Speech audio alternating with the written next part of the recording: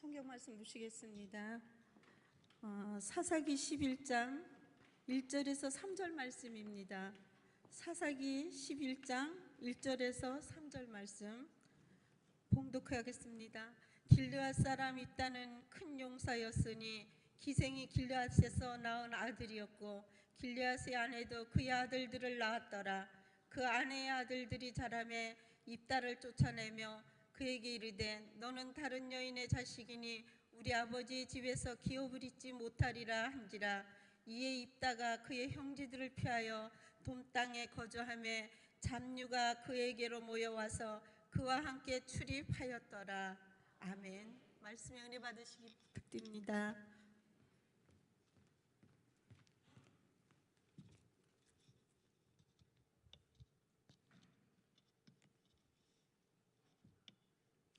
할렐루야.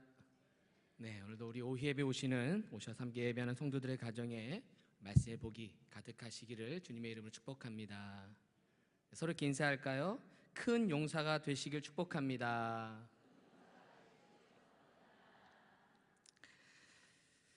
오늘은 그 짧은 동화 한 편을 소개함으로 설교를 시작해 보려고 합니다.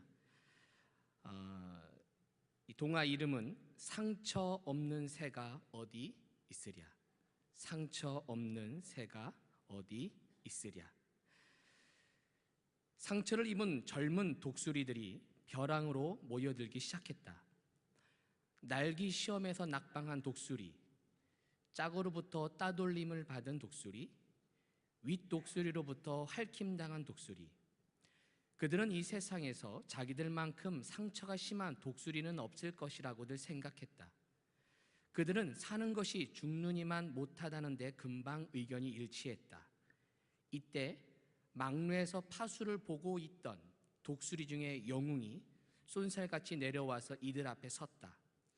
왜 자살하고자 하느냐? 괴로워서요. 차라리 죽어버리는 것이 낫겠어요. 영웅 독수리가 말했다. 나는 어떤가? 상처 하나 없을 것 같지? 그러나 이 몸을 봐라. 영웅 독수리가 날개를 펴자 여기저기 비금진 상흔이 나타났다. 이건 날기 시험 때 솔가지에 찢겨 생긴 것이고, 이건 윗독수리가 핥힌 자국이다.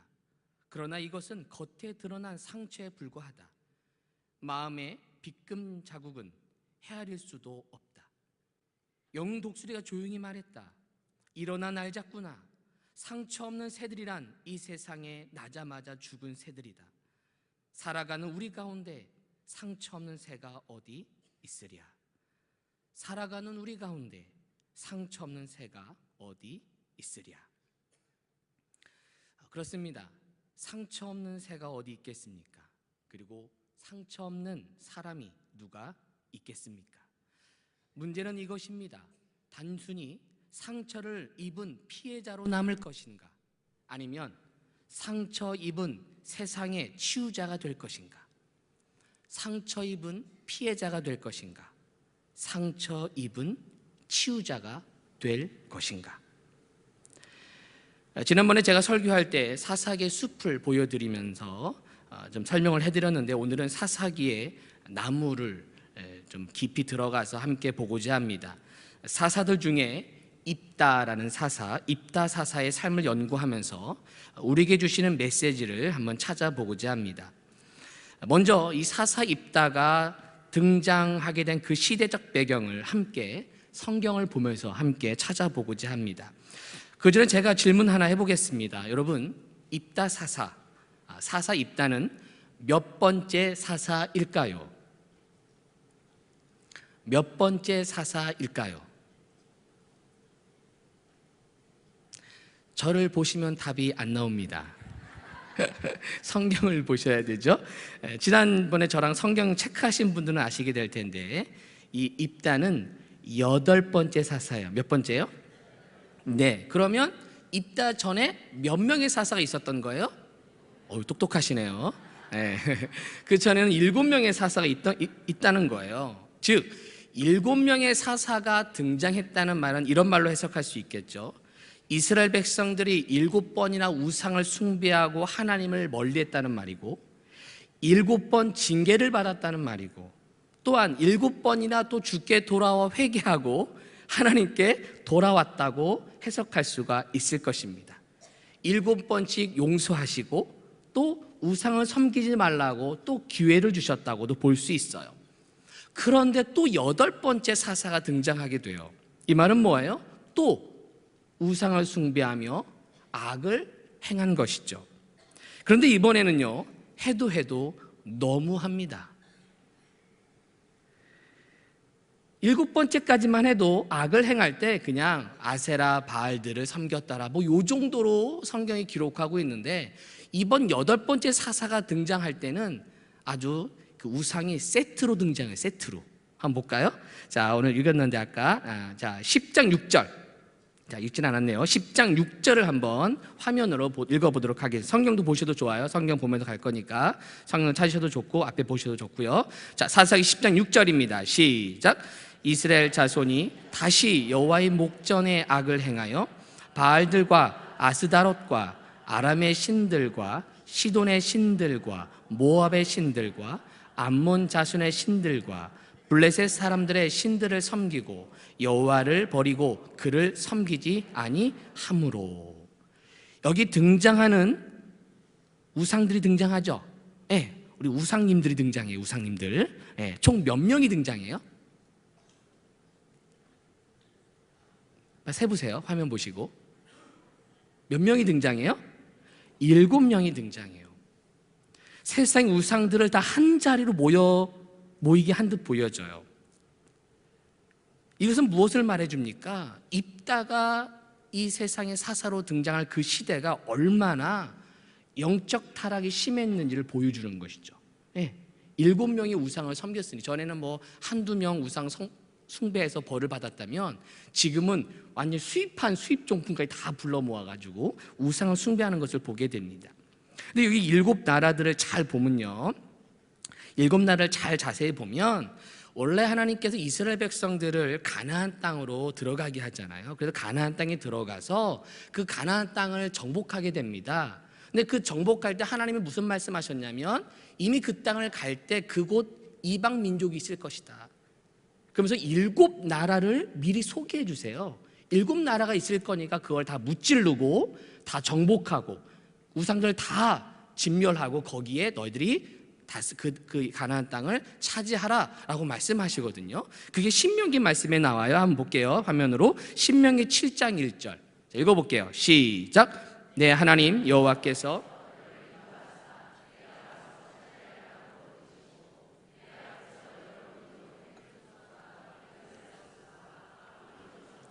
가나안 족속과 브리스 족속과 휘위 족속과 여부스 족속, 곧 너보다 많고 힘이 센 7 족속을 쫓아내실 때에 하면서 하나님께서 가서 7 족속 다 쫓아내서 가나안 땅을 점령하라 라고 약속의 말씀을 신명기에 주셨거든요. 근데 지금 이미 사사기로 넘어갔다는 얘기는 이미 여호수아 때 그 가나안 땅을 다 점령하고 나머지 조금 지파들 아직 다 점령 못한 곳을 이제 또 마저 이제 점령할 그때인데, 다 진멸한 줄 알았는데, 다 정복한 줄 알았는데, 알고 보니까 땅은 정복했을 줄 모르지만 여전히 그 나라의 우상들을 받아들이고 우상들을 그 나라의 타락한 문화를 다 받아들이고, 너희들이 가서 그리스도 하나님의 문화를 그 가나안 땅을 정착시켜라고 보냈건만 그 가나안 문화에 휩쓸려서 가나안 우상들 그대로 받아들여서 가나안화가 되고 있는 이 모습을 지금 성경은 우리들에게 보여주고 있는 것입니다.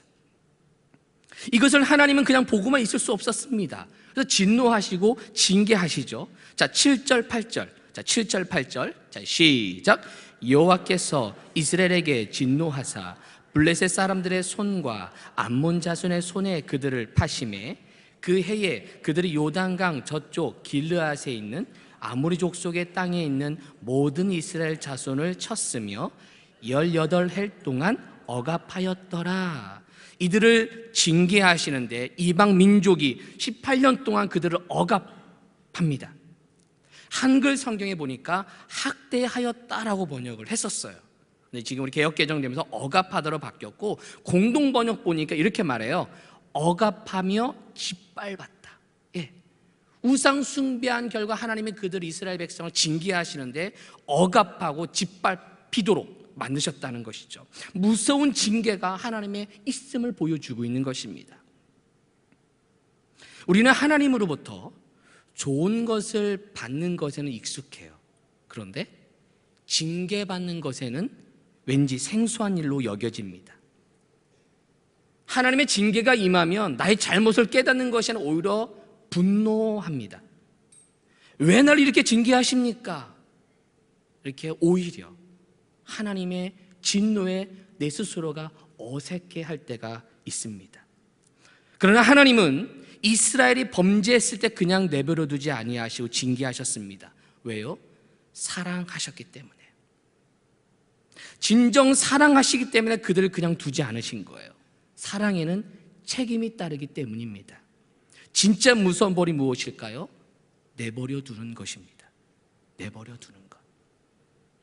그냥 나쁜 길로 가도록 내버려 두고, 지옥에 가도록 그냥 내버려 두고, 넓은 길이, 많은 사람이 넓은 길로 가니까 그게 천국 가는 길인 양 생각하고 다 그 길로 가고 있을 때 내버려 두는 것, 이게 진짜 징계요 저주인 것입니다.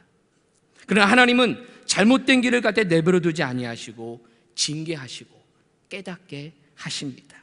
이것이 사랑입니다. 징계는 사랑이다. 시작. 징계는 사랑이다. 믿어지십니까? 예, 징계는 사랑입니다. 그렇다고 일부러 징계받지는 마시고, 하나님의 징계가 나에게 왔을 때 그것을 깨달을 때 얼른 회개하고 주께 돌아오기를 축복합니다. 징계가 오자 이스라엘 백성도 부르짖습니다. 회개합니다. 그런데 여러분, 이번 회개를 한번 잘 보세요. 자, 10장 10절을 한번 잘 읽어보세요. 자, 시작. 이스라엘 자손이 여호와께 부르짖어 이르되 우리가 우리 하나님을 버리고 바알들을 섬김으로 주께 범죄하였나이다 하니, 이런 핍박이 오니까 회개하는데 이 말씀을 잘 보세요. 여러분, 이 말씀 보시면서 어떤 마음이 느껴지세요? 회개하는 모습으로 느껴지세요? 물론 요 한 단순한 한 말씀 가지고는 잘 느낄 수 없을 수 있는데, 아까 제가 말한 7 우상들을 숭배한 그 기록은 엄청나게 많은데, 딱 회개하면서 누구만을 섬겼다고 고백하고 있어요. 지금요, 나는 바알만 섬겼습니다. 사실 누구도 섬겼어요. 나머지 여기 빠지지 않은 6 신들이 남아있는데 그걸 언급하지도 않고 바알만 섬겼으니 회개합니다라는 그러한 성의 없는 모습으로 지금 보여지셔야 돼요. 7 우상들을 섬겼는데 고작 바알을 섬겼으면 회개하는 그런 모습. 그래서 주님은 이들의 회개가 진실하지 못한 회개로 보신 것 같아요. 그래서 그 다음 절에 주님이 이렇게 말씀하십니다. 자, 11절 13절. 자, 시작. 여호와께서 이스라엘 자손에게 이르시되 내가 애굽 사람과 아모리 사람과 암몬 자손과 블레셋 사람에게서 너희를 구원하지 아니하였느냐? 또 시돈 사람과 아말렉 사람과 마온 사람이 너희를 압제할 때에 너희가 내게 부르짖음으로 내가 너희를 그들의 손에서 구원하였거늘 너희가 나를 버리고 다른 신들을 섬기니 그러므로 내가 다시는 너희를 구원하지 아니하리라. 이런 말씀을 하세요. 일일이 구원해 준 나라를 일일이 조목조목 말을 하시면서 꼭 찍어서 말씀하세요. 다 알고 있는데 마치 잊어버린 것처럼 꼭 집어서 말씀하십니다. 내가 이런 나라들로부터 구원해 주고 기회를 주고 용서해 주었건만 넌 오히려 나를 이런 나를 이용해서 더 악을 행하는구나. 이제는 우상을 세트로 섬기는구나. 이러면서 하나님의 서운한 모습을 보여집니다. 결국 다시는 너희를 구원하지 아니하리라. 다시는 너희를 구원하지 아니하리라. 예상치 못한 주님의 응답인 거죠. 회개를 했건만, 용서를 구했건만, 전에 용서 구하면 알아서 고쳐줄게 하면서 회복시켜 주시고 사사를 얼른 불어서 그들을 고쳐주시고 다시 이스라엘 백성을 회복시켜 주셨는데 다시는 구원하지 아니하리라, 이런 말씀을 하셨어요. 이 말씀 준비하면서 하나님의 마음을 좀 이렇게 느끼게 되면서 이런 묵상이 되었어요. 우리 하나님 지금 상처받았구나. 뭐 받았구나? 상처받았구나. 하나님이 상처받았어요. 누구한테? 누구한테요? 이스라엘 민족들한테 상처받으신 거예요. 늘 용서해주고 회복해주고 사랑해 주었더니 이제는 그 위기만을 모면하려고 회개하는 척, 부르짖는 척 하고 있는 그 모습, 그 더러운 모습을 보신 그 모습에 상처받으셔서 내가 다시는 구원하지 않겠다, 다시는 회복하지 않겠다라는 그 말, 그 하나님의 서운함, 그 모습이 느껴지십니까? 그 모습이 느껴지셔야 돼요. 지금 얼마나 상처받으셨으면 믿는 도끼에 발등 지켜서 상처받으셔도 지금 내가 그렇게 하지 않겠다, 그런 분이 아니신데, 이런 말을 하실 분이 아니신데 이렇게 말씀하고 있는 거예요. 구원하지 않겠다, 나 이제 안 속을 거야, 너 그렇게 거짓 회개 나 안 속아, 이제 회개하는 척 하지 마 하면서 주님은 그 마음의 불편함을 표현하고 있는 것입니다. 아까 그 구원해준 나라가 총 몇 나라인 줄 아십니까? 구원해준 나라? 다시 한번 그 전 말씀 보여주실래요? 바로 전 7나라. 7나라. 몇 나라요? 네, 7나라를 얘기하면서 내가 그렇게 구원해줬다 이렇게 얘기를 하는데, 제가 이걸 준비하면서 주석을 참고해 보니까 이런 그 주석책에 이렇게 설명하고 있더라고요. 들어보세요. 7번 구원의 손길을 펴신 일을 일일이 열거하신 것은 성경의 이례적인 일로, 이는 이스라엘 백성들이 반복되는 배신에 넌더리가 나셨다는 말이다. 지금 사사기 저자는 백성들이 음란하게 섬긴 7나라의 이방신과 하나님께서 백성에게 베푸신 7번의 은혜를 대비시킴으로써 분명한 메시지를 던지고 있다. 백성들이 기계적인 부르짖음으로 다시 구원을 요청하는 행위에 하나님은 대단히 역겨워하신다. 사사기 저자는 부르짖음 곧 구원, 부르짖음 하면 구원해 주신다는 공식이 더 이상 통하지 않는다는 것을 보여주고 있다. 이 책에서 이런 얘기가 나오더라고요. 그래요, 전에는 부르짖으면 다 구원해 주셨어요. 회개하면 얼른 응답해 주셨어요. 하지만 이제 그 공식이 허락되지 않고 있어요. 왜? 회개가 진실하지 회개가 아니었어요. 회개하는 척하고 있는, 여전히 죄악의 길을 가고 있는 그들을 보고 주님은 여전히 그 중심을 보시고는 이 표현대로 역겨워하고 계시는 거예요. 그 표현을 또 다음에 표시에 이렇게 말씀하십니다. 14절 말씀. 자, 14절. 자, 시작. 가서 너희가 택한 신들에게 부르짖어 너희의 환난 때에 그들이 너희를 구원하게 하라. 너 믿는 그 신한테 가서 구원해달라 그래. 나한테 오지 마. 왜 나한테 부르짖어? 편할 땐 나한테 찾지도 않더니 어려움 다니까 나한테 오네. 너 믿는 그거한테 가서 빌어. 구원해주나 한번 봐봐. 이렇게 말씀하고 있는 거예요. 단단히 좀 삐지신 거예요. 상처받으셔서. 이 말씀 묵상하면서 그 메시지를 드리고 싶은 게, 회개를 저도 돌아보게 되더라고요. 회개라는 거, 부르짖음에 대해 회개를 돌아보게 됩니다. 단순히 어떤 위기가 왔을 때 그 위기를 모면하려는 그 어떤 어려움을 단지 피하고 싶어서 그때만 회개했던 저의 모습, 또 여러분도 그런 모습 있으셨습니까? 있으셨습니까? 그럼 고개를 살짝 끄덕여 주세요. 그럼 있으셨던 분들. 네, 한 50명 계시네. 네. 그런 모습을 회개하게 됩니다. 단지 고통만을 면하고 싶어서 잘못한 척, 부르짖는 척 했던 모습, 인격이신 하나님을 모욕했던, 역겹게 느끼게 하셨던 그 우리들의 모습을 보게 되었습니다. 하나님은 진정한 회개를 원하시는 거예요. 서로 인사합시다. 회개하는 척하지 맙시다.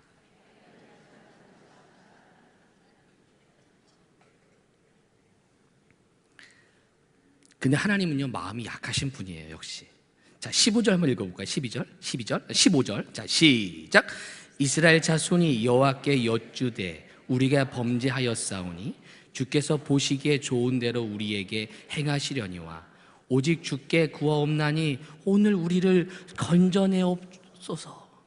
이렇게 하나님께 했는데도 하나님 죄송해요, 다시 그 무서운 하나님이 구원하지 않을 거야 이러면서 다른 네 믿는 신한테 가봐 이러면서 얼른 가지 말아야 되는데, 그래도 낯짝은 있어가지고 하나님께 와서 하나님 죄송해요 하면서 회개하는 이 모습을 보니까 주님이 어떻게 말씀하세요? 자, 그 다음 16절. 자, 시작. 16절 시작.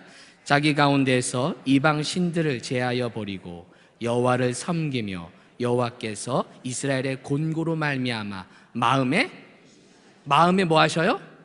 근심하셔요. 다시는 구원하지 않을 거야 라고 말씀하셨던 그 하나님이 또 회개하는 그 모습을 보면서, 마음이 고통받는 그 자녀를 보면서 마음에 안쓰러운 마음이 드시는 거예요. 말은 그렇게 하셨는데 그래도 고개 숙이고 주 앞에 오는 그 자녀를 바라보시고 주님은 그를 어떻게 할까 하면서 마음에 근심하는, 안쓰러워하시는, 그 고통에 힘들어하는 그 백성을 보면서 안쓰러워하는 그 주님의 마음, 그 하나님의 마음을 보게 됩니다. 마치 자녀가 잘못했을 때 매를 대지만 그 매를 댈 때 자녀는 다리가 아플진 모르지만 그 부모는 어디가 아파요? 저랑 똑같으시네요. 네, 그렇더라고요. 이러면 해서 매를 대는데 그러면 곧 아프다고 난리인데 저는 마음이 아프더라고요. 네, 마음이 아프더라고요. 이게 부모의 마음, 하나님의 마음인 것이더라고요. 마음에 근심하시니라. 이게 사랑의 하나님, 사랑의 마음, 아버지 사랑의 그 마음인 줄로 믿습니다. 다시 구원하지 않겠다고 말씀하셨지만 이들의 고통을 보면서 마음 아파하시고, 비록 그렇게 강하게 말씀하셨지만 그래도 고개 숙이고 주 앞에 나오는 그 자녀를 그냥 돌려보내지 아니하시고 그 자녀까지 끌어안으시는 그 사랑의 하나님, 알면서도 속아주시는, 그렇죠? 예, 제가 부모가 돼 보니까요, 저희 부모님이 알고도 나를 혼내지 않았구나를 알게 되더라고요. 예, 여러분들이 제 자녀들도 보면 아빠가 모를 줄 아는데 다 알거든요. 예, 눈만 봐도 알거든요. 그걸 보면 알면서도 참으시고, 그게 우리 좋으신 하나님이 아니실까. 할렐루야. 좋으신 하나님. 좋으신 하나님. 어떤 하나님이요? 우리 하나님은 좋으신 하나님이세요. 우리 한번 찬양 한번 해볼까요? 예. 네, 눈 뜨고 찬양하세요. 좋으신 하나님. 좋으신 하나님. 좋으신 하나님, 좋으신 하나님, 참 좋으신 나의 하나님. 한 번 더 합시다. 좋으신 하나님, 좋으신 하나님, 좋으신 하나, 참 좋으신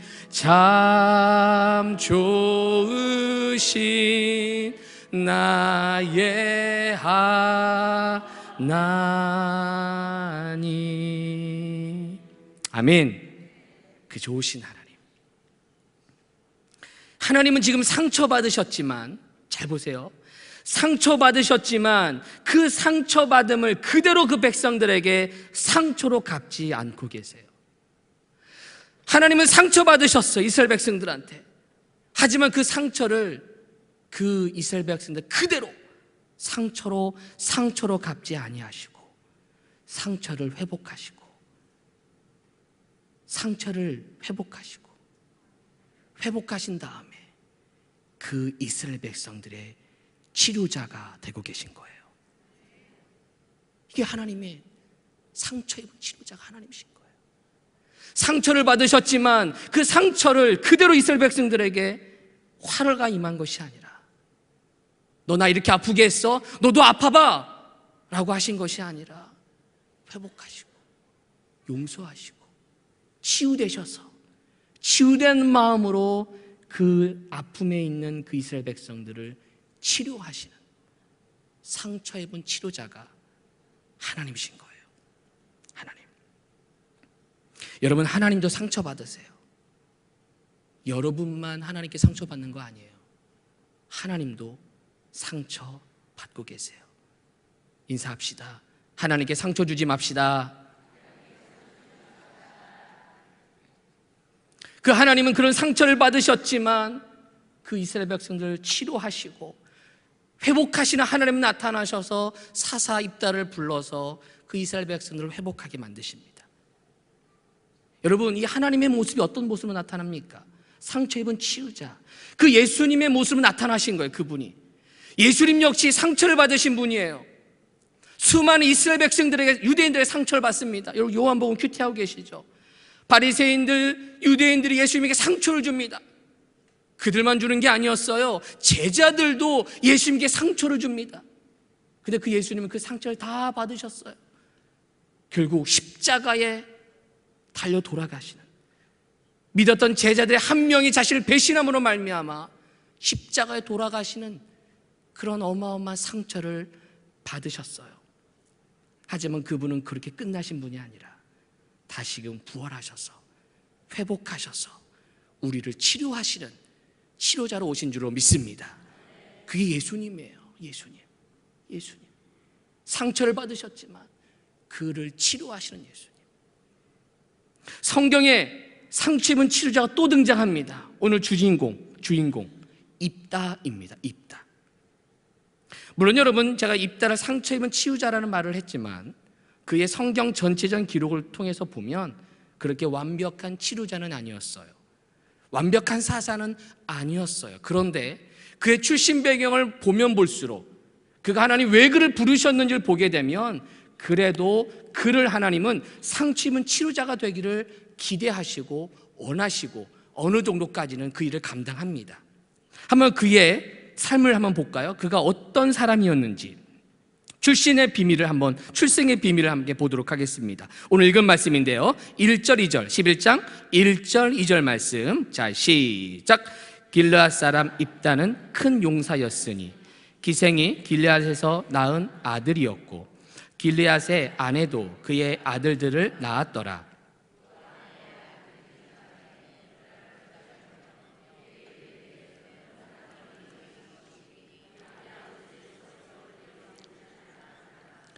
네, 입다의 아버지는 길르앗, 그렇죠? 근데 그의 엄마는 누구예요? 기생, 창녀, 이 사이에서 태어난 사람이 입다, 사생아가 입다였어요. 여러 가지 정황을 살펴볼 때 아버지 길르앗은 유력한 좀 돈도 많고 좀 유력한 사람이었던 것 같아요. 근데 그의 어머니가 기생이었어요. 2절에 보니까 그의 본처의 자녀들도 많았어요. 어렸을 땐 같이 생활했겠죠? 근데 장성하니까 이제는 유산이 눈에 떠지면서 본처의 자녀들이, 야, 입다, 너는 우리의 본처가 아니야, 너는 사생아야 하면서 그를 내쫓습니다. 너는 배다른 형제죠. 너는 우리 아버지의 유산을 받을 수 없어. 그리고 입다를 내쫓습니다.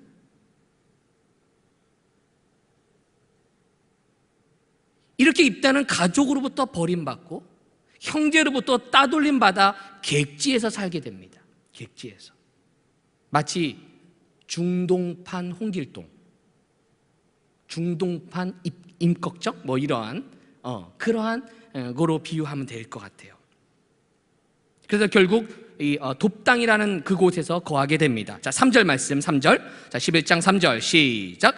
이에 입다가 그의 형제들을 피하여 돕당에 거주하며 그에게로 모여와서 그와 함께 출입하였더라. 이제 그 땅에 이제 떨어져서 생활하니까 그와 비슷한 사람들이 모여듭니다. 예, 그냥 그 입다가 어느 정도 리더십이 있었던 것 같아요. 선한 영향을 끼치니까 사람들이, 그와 좋아하는 사람들이 그와 비슷한 처지에 떠돌이 사람들이 그에게 모여들면서 군대가 형성이 됩니다. 힘을 갖게 되는 거예요. 이 상황 가운데 이스라엘 백성에게 암몬 자손, 아까 얘기 하나님의 심판이 임하게 돼요. 암몬 자손이 그 이스라엘 백성을 괴롭히니까 그때 이스라엘 백성은 군대도 없었고 장군도 없었어요. 근데 입다가 저쪽에서 돕당이라는 곳에서 무리진대 전투력이 좋았더라라는 소식을 이 이스라엘의 원로들이 입다 소식을 듣습니다. 그래서 그에게 찾아가요. 그래서 우리의 지금 이스라엘에 어려움이 처해 있으니까 우리의 군대 장관이 되십시오. 사령관이 되어 주십시오라고 얘기합니다.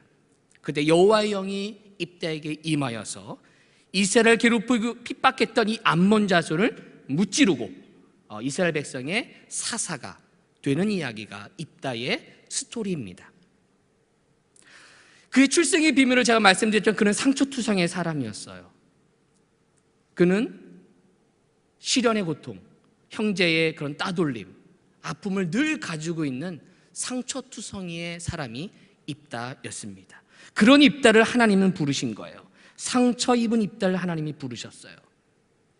그리고 그 입다는 상처 입은 치유자가 돼서, 고통받는 이스라엘 백성들의 치유자가 돼서 그들 앞장에서 그들의 고통을 건져내는, 치유하는 그런 치유자가 됩니다. 결국 시대의 영웅이 된 거죠. 이와 똑같은 사람이 또 한 명 있어요. 입다와 같은 처지에 있었던 사람이 또 한 명 등장하는데, 그는 바로 앞에 나와요. 8장에 나오는데, 아비멜렉. 누구요? 여러분 기드온 아세요? 기드온 들어보셨어요? 기드온의 아들이에요. 근데 첩의 아들이에요. 자, 8장 30절 31절 8장 30절 31절 자, 8장 30절 31절 그거 바로 앞인데요. 나왔어요? 네, 시작.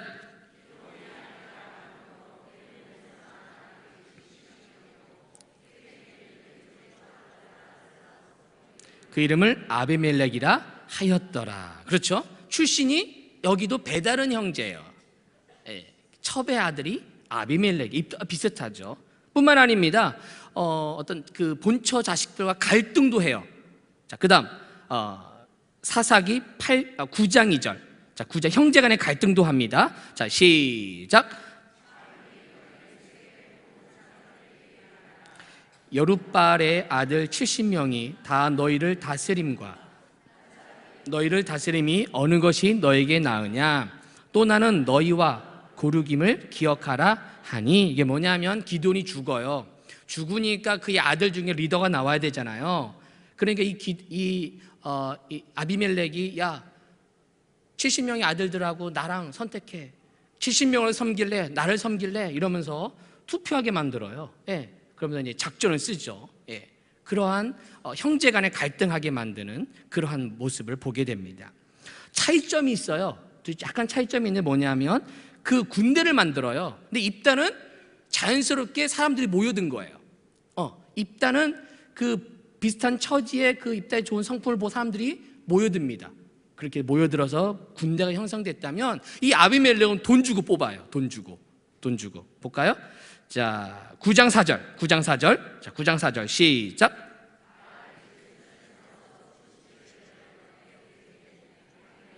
그것으로 방탕하고 경박한 사람들을 사서 자기를 따르게 하고. 예, 좀 다르죠. 가장 중요한 차이는 뭔지 아세요? 상처 관리법이 달랐어요. 상처 관리법.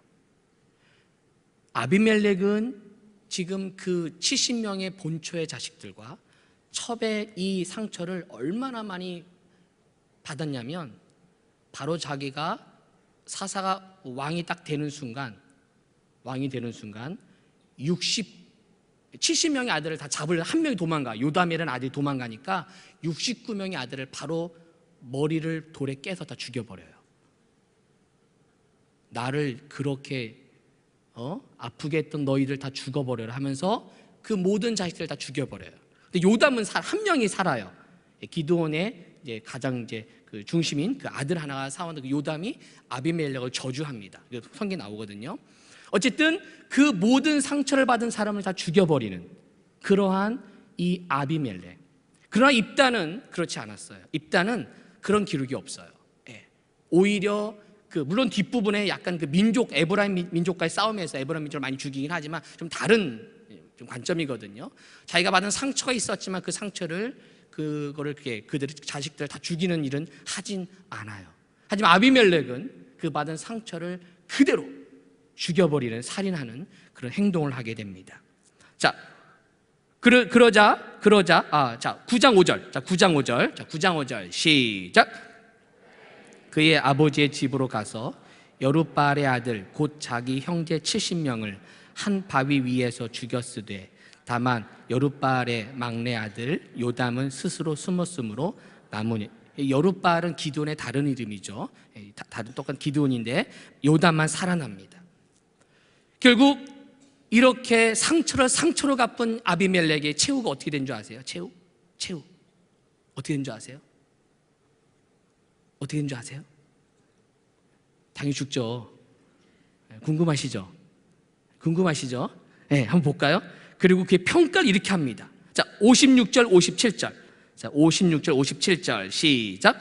아비멜렉이 그의 형제 70명을 죽여 자기 아버지에게 행한 악행을 하나님이 이같이 갚으셨고 또 세겜 사람들의 모든 악행을 하나님이 그들의 머리에 갚으셨으니 여룻바알의 아들 요담의 저주가 그들에게 응하니라.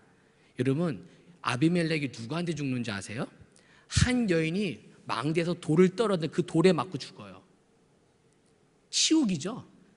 여인에게 돌 맞아 죽은 걸 치욕이라 그 죽었을 때 자기 부활 중에 날 찔러라. 그래서 자기가 이렇게 찔러 죽인 것처럼 해요. 자기도 그게 부끄러우니까. 그렇게 비참한 최후를 맞게 됩니다.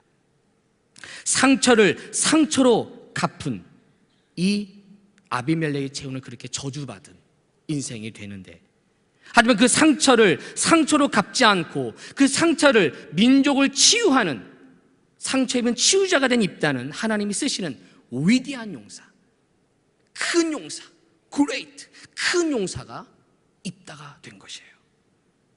사랑하는 여러분, 상처 입은 피해자 아비멜렉이 되고 싶으십니까? 상처 입은 치유자 입다가 되고 싶으십니까? 아비멜렉입니까? 입다입니까? 옆 사람에게 물어보세요. 아비멜렉입니까? 입다입니까? 네. 입다 물어 이럽니까? 입다 물어. 자, 저를 보세요. 여러분, 상처 없는 사람 없습니다. 서론에 인용했던 동화처럼 상처 없는 새가 어디 있겠습니까? 상처 없는 사람이 어디 있겠습니까? 때로는 부모에게도 상처를 받아요. 부모에게도. 제 얘기 잠깐 하면 저 어렸을 때 별명이 곰보였어요. 뭐였다고요? 곰보. 곰보가 뭔지 아시죠? 저 곰보 보신 분 계세요? 그래서 카메라 크로즈업 하지 마시고요. 지금은 제가 곰보에 대해서 신경을 안 쓰는데 사춘기 때 제가 이것 때문에 저는 정말 솔직히 말해서요, 저는 죽을 생각도 한 적이 있어요. 저는 제가 정말 못생긴 사람이라고 생각했던 중고등학교 때 그랬어요. 스포츠는 뭐 깎으니 뭐 그렇죠. 곰보가 여기에 저 있어요. 왜 곰보가 뭐예요? 무슨 자국이에요?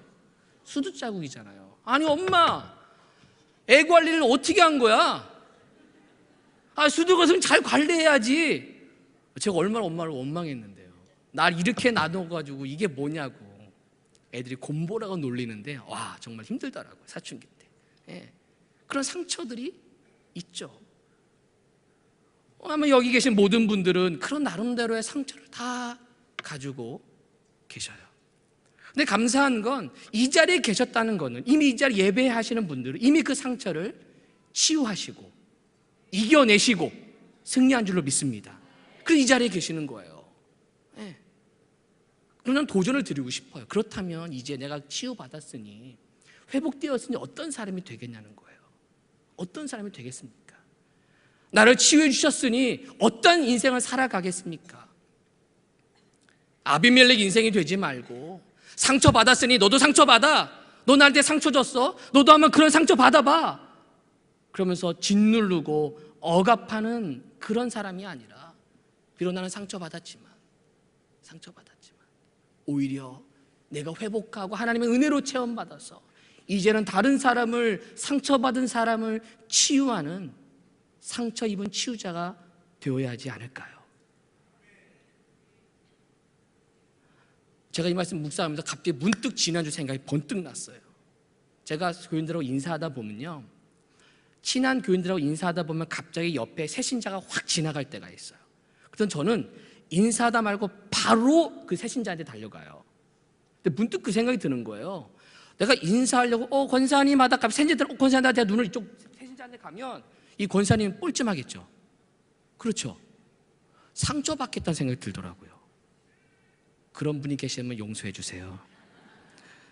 제가 목사로 인사를 하다 보면 이제 주일날 워낙 교인들이 많이 오다 보니까 때로는 인사를 하다가도, 이분은 워낙 친한 분이 인사하다가도 오랜만에 온 성도라든가 그러면 붙잡거든요. 그러다 보면 제대로 가다가도 인사하잖아요. 가다가도 인사하고, 그럴 때 좀 여러분이 보기에 목사 이렇게 정성이 없어 보여라고 하실 수 있겠다는 생각이 드는데, 근데 그거 좀 죄송한 마음인데 좀 용서를 구해요. 그 생각이 문득 드네요. 제가 한 성도가 눈에 딱 들어왔어요. 야, 그분 상처받았겠다. 목사님 인사 이름은 불러놓고 갑자기 쌩하고 가버리니 얼마나 상처받았을까. 우리는 그렇게 늘 교회에서 상처를 받아요. 본의 아니게. 그런 의도는 아닌데. 그럴 때는 어떤 사람이 되어야 하는 것인가요? 이제는 받은 그 상처를 남을 치유하는 그런 치유자가 되길 축복합니다. 헨리 나운에 쓴 상처 입은 치유자라는 책 아시죠? 거기에 사역자가 되긴 조건이 뭔지 아십니까? 상처 입은 사람이라는 거예요. 상처를 입어봐야 상처 입은 사람의 아픔을 알 수 있고 그들을 위로할 수 있는 진심이 그 안에서 나온다는 거예요. 암을 겪어본 환자가 치유된 그분은 암 환자의 마음을 너무나도 아는 거예요. 목사도 몰라요. 그 경험을 하지 않았기에. 병원에서 오랫동안 힘들어하셨던 분들, 혹은 자녀 때문에 힘들어해서 마음의 상처가 많은 분들은 그런 똑같은 아픔을 가진 사람들이 보면 그 마음이 가지는 거예요. 그래서 어떤 치유의 은사, 치유의 은사가 있는 분들은 다 통계를 내지 않았지만 대부분 많은 분들이 그 병에서 치유받은 분들이 많은 그런 은사가 있다고 그러더라고요. 왜? 그런 병을 회복했기 때문에 그런 사람의 더 애절한 마음이 있고 하나님께서 은사를 부어주셔서 그들에게 더 기도해 줄 때 회복되고 치유되는 경우가 많다는 얘기를 들은 적이 있어요. 문제는 뭐냐?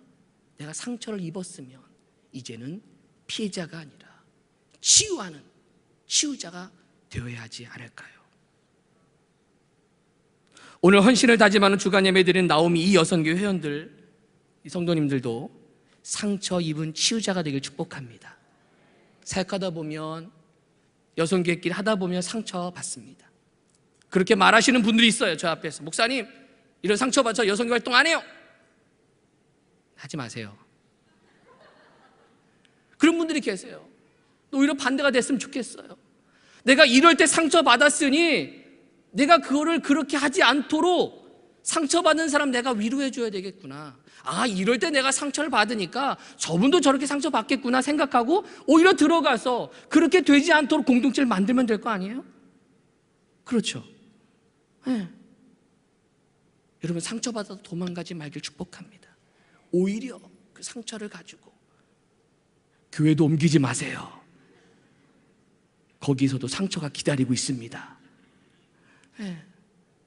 어느 곳이든 마찬가지예요. 문제는 아비멜렉이 될 것인가 입다가 될 것인가의 선택이에요. 우리 여성장의 모든 성도 여러분, 큰 용사가 되길 축복합니다. 상처 입은 치유자가 돼서 많은 삶을 치유하는 제 성도가 되길 주님의 이름으로 축복합니다. 기도하겠습니다.